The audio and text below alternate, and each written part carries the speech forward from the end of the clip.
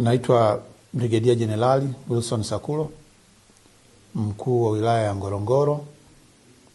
Nichukue nafasi hii kuwakaribisha wananchi wote wa wilaya ya Ngorongoro yenye tarafa 3 za tarafa ya Ngorongoro, tarafa ya Sale na Loliondo, yenye vijiji 65 na vitongoji 242, vituo vya kupigia kura 450, kujitokeza wote kwa wingi kushiriki uchaguzi wa rais, mbunge na madiwani siku ya Jumatano tarehe 29.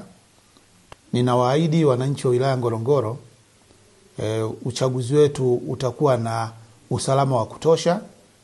Naomba wananchi wajitokeze kwa wingi na tuondokane kidogo na ile kasumba ambayo tulikuwa nayo kwamba mkishamaliza uchaguzi wa kura za maoni basi mnakuwa tumemaliza masuala ya uchaguzi.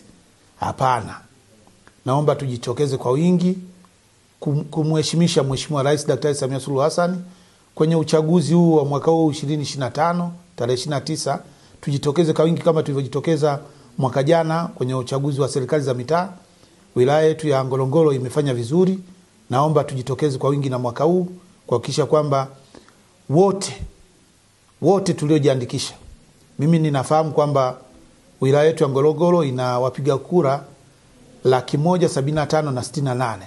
Naomba wote tujitokeze kwa umoja wetu siku hiyo ya tarehe 29, siku ya Jumatano, kwa ajili ya uchaguzi wa mwaka huu. Uchaguzi ni haki ya kila mwananchi wa wilaya Ngorongoro. Kwa hiyo tujitokeze ili kutimiza takwa letu la kikatiba, haki yetu ya kumchagua rais, mbunge pamoja na waheshimiwa madiwani. Naitwa Tumaini Eliudi Saoyo, ni afisa uchaguzi halmashauri ya wilaya Ngorongoro.